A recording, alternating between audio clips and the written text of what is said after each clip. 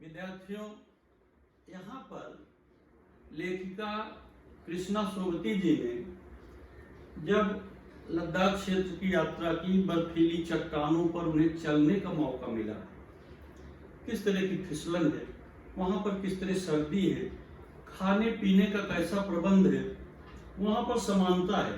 देखते हो जितना भोजन जितना पानी लेखिका को मिलेगा उतना ही ड्राइवर को भी मिलेगा, उतना ही टूरिस्ट साहब को भी मिलेगा। इसी को कहते हैं लद्दाख, इसी को कहते हैं समानता। इन सारी बातों का जिक्र लेखिका ने बर्फ की धरती के इस पाठ में किया। वहां पर किस तरह से सनसन हवा चलती रहती है, रात में सोते समय चंद्रमा की चांदनी का प्रकाश किस तरह खिड़की से अंदर प्रविष्ट कर जाता है, लगता है जैसे कोई टार्च जला करके सीधे कमरे में दिखा रहा है। ऐसी अनुभूति इस पर्वतीय प्रदेश में लेखिका ने अनुभव किया और फिर उसका वर्णन उन्होंने किया। लेखिका की इच्छा थी कि वह और कुछ दिनों तक इस क्षेत्र में रहें, घूमें, किंतु समय का अभाव, फिर जल्दी से जल्दी अपने क्षेत्र में लौटना, क्योंकि जीवन के और आवश्यक कार्य जो जुड़े हैं, किसका नौकरी है, किसका काम धंधा है, तो इसके लिए बहुत सुंदर वातावरण होने पर भी वहां पर हम बहुत दिनों तक नहीं रह सकते, फिर अपने क्षेत्र में लौटना ही पड़ता है। तो इन सब बातों की जानकारी लेखिका ने इस पाठ में हमें कराई। यहाँ पर और कुछ विषय हैं, देखें, जैसे भारत में अंधविश्वास पर अपने विचार लिखने हैं। स्वमत अभिव्यक्ति का मेन प्रश्न है गद्य विभाग में। भारतीय समाज में अनेक प्रकार के अंधविश्वास फैले हुए हैं। हमारे समाज में अंधविश्वास के कारण भारतीय लोगों की गतिशीलता अवरुद्ध हो जाती है। किस तरह से, किन किन तरह से अंधविश्वास व्याप्त हैं देवी देवताओं को लेकर के, कई तरह के झाड़ फूंक, कई कुछ लोग इन स्थानों पर ना जाएं, इस तरह की बातें मन में बैठ गई हैं, कुंठित करती हैं ऐसी बातें लोगों के व्यक्तित्व को। तो इसकी चर्चा की गई है, इस पर आपको लिखना है। चट्टान की खोल में खोसे गए कैलेंडर में किनके चित्र थे? माँ दुर्गा और लक्ष्मी के चित्र थे। वहां पर पाठ से संबंधित अव्यय का प्रश्न मैंने आप लोगों को बताया। अब यहाँ पर एक और स्वाध्याय के प्रश्न हैं। अब आप इसमें से पाठ में से जो कई तरह के प्रश्न हैं उनकी हम चर्चा करेंगे, आप लोगों को दिखाएंगे कि पाठ में जो प्रश्नोत्तर दिए गए हैं उनको कैसे आपको पूरा करना है। उन प्रश्नोत्तर को आपको अपनी नोटबुक में लिखना है और समझ करके प्रश्न बनाने हैं।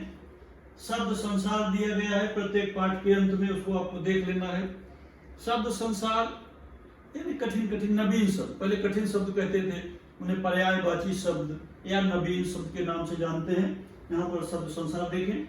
हिम मंडित यानी हिम से मंडित यानी बर्फ से शोभित या हिमाच्छादित। फिर मितव्ययिता, किफायती, थोड़ा या कम खर्च करने की आदत, इसे कंजूसी भी कहते हैं मितव्ययिता। मगर यहाँ पर जो दृश्य है वहां पर जब साधन है नहीं तो उसे कंजूसी नहीं कहेंगे। मितव्ययिता माने साखर्ची, संभाल कर। लक्ष्य, निशाना।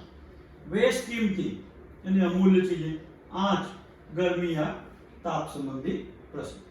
भारत के मानचित्र में बर्फाच्छादित प्रदेशों को आपको दिखाना है। तो एक भूगोल के प्रश्न में जो आप पढ़ते हैं वहां पर जो मानचित्र में आप इस तरह से बर्फ से ढके हुए क्षेत्रों को आपको दिखाना है। कृतियां पूर्ण करिए। आगे यहाँ पर संजाल दिया गया है लद्दाख की विशेषताएं। अभी लद्दाख की विशेषताएं मैंने पाठ पढ़ाते समय आपको बताया। कई नाम, कई तरह की चट्टानें, बर्फ से ढका हुआ प्रदेश, ये सब बातें हैं। चट्टानों के रंग की चर्चा की गई। अनेक तरह के चट्टानों के यहाँ पर रंग दिखाए गए हैं। लाल चट्टाने, भूरी चट्टाने, स्लेटी चट्टाने, इस तरह से कत्थई रंग की कुछ चट्टाने वहां पर आपको दिखाई गई हैं चट्टानों के रंग में। तो उनको आपको समझ कर लिखना है। यहाँ पर मटमैली, स्लेटी, तांबई, रेतीली, ये सब चट्टानों के रंग हैं। इसी तरह से अगले प्रश्न में आप देख रहे हैं, शब्दों के वचन पहचान कर परिवर्तन करिए एवं अपने वाक्यों में प्रयोग करिए। कुछ शब्द दिए गए हैं वहां पर, उन शब्दों के आपको वचन बदलने हैं। ये थोड़ा ग्रामर का प्रश्न है, प्रश्न मैं बता दे रहा हूं, आप लोग देख लीजिए, नहीं तो आपको लिखने में अड़चन होगी। शब्दों के वचन बदलकर आपको पहचानना है, लिखना है। श्रृंखलाएं, अभी श्रृंखलाएं बहुवचन है, तो इसका आप एक वचन बना देंगे, श्रृंखला हो जाएगा। मैं थोड़ा सा वाक्य भी बता दे रहा हूं। आजकल कुछ गैर सरकारी संगठन विशेष अनुरोध करने पर मानव श्रृंखला बनाते हैं, श्रृंखला से श्रृंखला बन गया। ऋचा, ऋचा से ऋचाएं, ऋचा एक वचन है तो उससे बहुवचन ऋचाएं बन गया। पंक्ति, पंक्ति से पंक्तियां। इस तरह आपको वचन बदलना है, एक वचन का बहुवचन, सबको पता है, सिंगुलर नंबर, प्लूरल नंबर। और वाक्य का प्रयोग आप अपने अनुसार करिए, ऐसा वाक्य बनाइए जिनमें उन शब्दों का प्रयोग हुआ हो। फिर दिया है बर्फीला, बर्फीले, पंक्ति, पंक्तियां, दुकान, दुकानें, ज्योति, अभी ज्योति का ज्योति होगा, ज्योति का वही वचन है, बदलेगा नहीं। पट्टी, पट्टियां, पहाड़, पहाड़ का पहाड़ ही होगा। अनेक, अनेक का एक। गौ, गौ माने गायें, गौ एक वचन हो गया, गायें बहुवचन हो गया। कौआ, कौवे। फिर इस तरह से मनुष्य, मनुष्य का मनुष्य। तारा, तारें। आंख, आंखें। तो इस तरह से पाठ के जो प्रश्न दिए गए हैं उसको आपको पुस्तक में से पढ़ करके, समझ करके अपनी नोटबुक में लिखना है। धन्यवाद।